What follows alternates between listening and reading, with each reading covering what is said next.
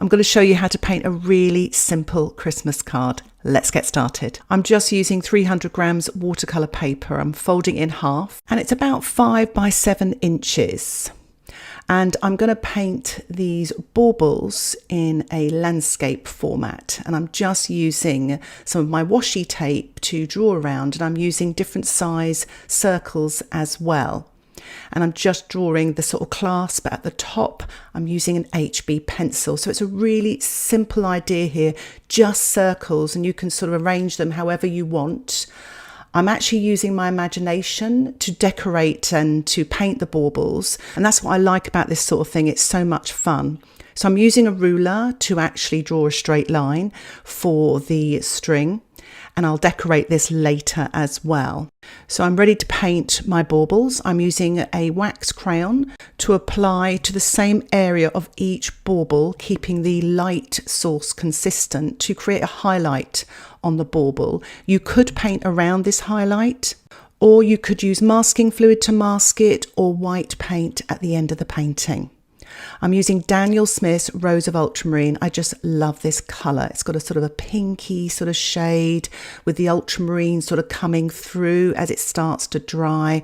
And it's just the most stunning colour. One of my favourite Daniel Smith colours. Now, if you don't have this colour, don't worry. You could actually mix ultramarine with alizarin crimson or permanent rose.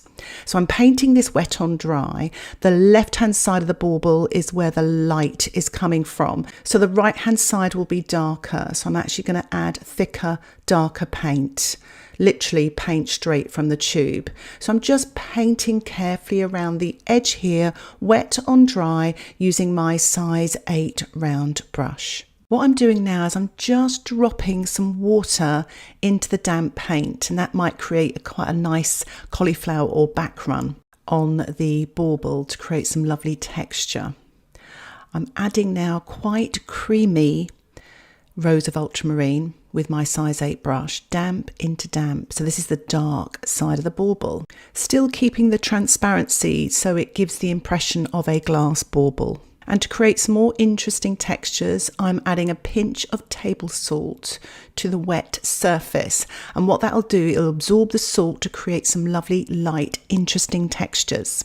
So it's quite a nice way, this, of trying out different colours, different textures, different techniques even, and just have fun with it. So I'm using the Rose of Ultramarine again, painting wet on dry. Lots of water on the left hand side, and again on the right hand side slightly darker paint, so less water, more paint.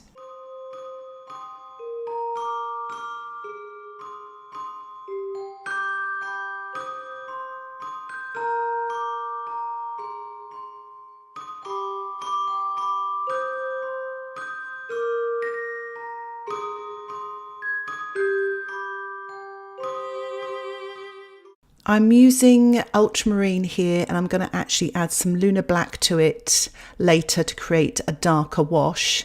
You can use any blue, any black, or even Paynes grey. Painting this wet on dry, and you can see how the wax is resisting the paint to create that light highlight. So again, starting off with a light wash to begin with, adding some more ultramarine now, less water on the right hand side, letting that sort of run into the wet paint, and it'll create some lovely sort of textures and effects there. One of the wonderful things about watercolour is the transparency, and painting these glass baubles gives the look of glass because you can sort of see the white of the paper coming through, and you can really just play around with the different sort of watercolour effect. This ultramarine granulates beautifully, creating some wonderful textures as well. I just love creating texture in watercolour. And here's a close-up here. You can see all that lovely granulation on the ultramarine there.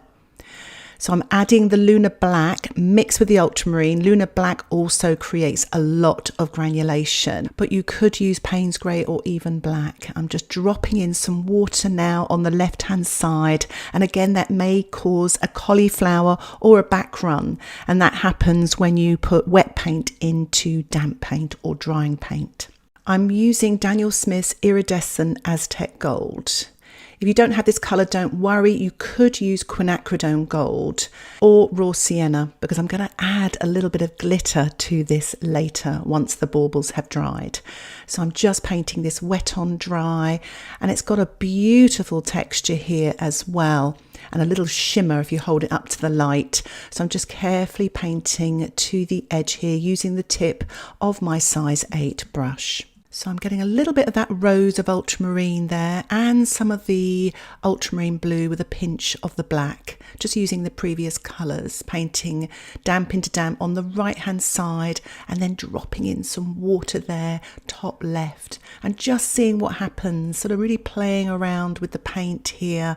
And you can see it all kind of separates and creates some wonderful colours and textures.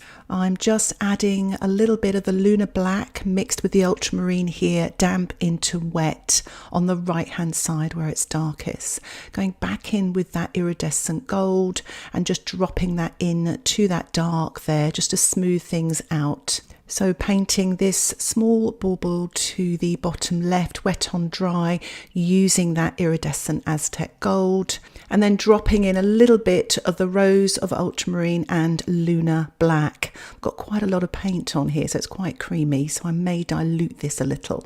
So just painting carefully to the edge there, this slightly stronger, darker colour. Swiping my brush into the black and the ultramarine there and painting damp into damp, adding a little bit more of the rose of ultramarine, painting it just above that dark there, damp into damp, rinsing my brush and just sort of lifting off a little bit to create some more light on the top of the bauble, and then dropping in some water there, hopefully to create some interesting cauliflowers. So I've decided to paint the large bauble with Winsor red. I love this colour and I thought it'd really stand out and be the star of the show. So starting off on the left hand side, dropping in some water there to create lots of light washes and just playing with the paint, working my way round, adding a little bit more of the red now. And just to let you know that the pans that I'm using are freshly, well, not quite freshly, but they are tube paint squeezed into the pans. So you get lots of paint there. I really like this process of watercolour painting. So I'm just painting to the edge here using the tip of my size 8 brush. I'm just lifting off some paint here. It's actually a puddle, but it creates the look of reflective light here on the gold bauble.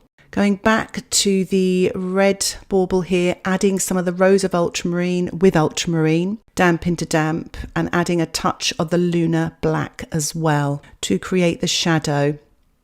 Adding a touch more of the Winsor red, damp into damp. I didn't want to lose that lovely red colour, and just sort of painting around the sort of bottom right hand side. I'm just adding a little bit of cadmium yellow here on the left hand side and a touch more of the Winsor red. I wanted to create some warmth there. And I'm just lifting off some paint now with a clean damp brush to create the reflective light at the bottom of the bauble. So painting my last bauble now with the ultramarine wet on dry using my size 8 brush. So I'm just painting the sort of brass clasps at the top of the baubles using the iridescent gold. You could use quinacridone gold or raw sienna. Wet on dry with my size 8 brush. I think I should have used a smaller brush actually, but I haven't actually let the baubles dry, but you can do so. I want maybe some of that gold paint to run into the top of the bauble. I just thought it might create some interesting effects there as well. So this is quite a loose painting. So I'm adding a little bit of black to that iridescent gold just to create some darks there on the brass, wet into wet with my size 8 brush. I did this upside down to make sure that I got access to them rather than painting over the damp baubles. So I'm sprinkling some salt on to the baubles. I'll allow the salt to dry naturally.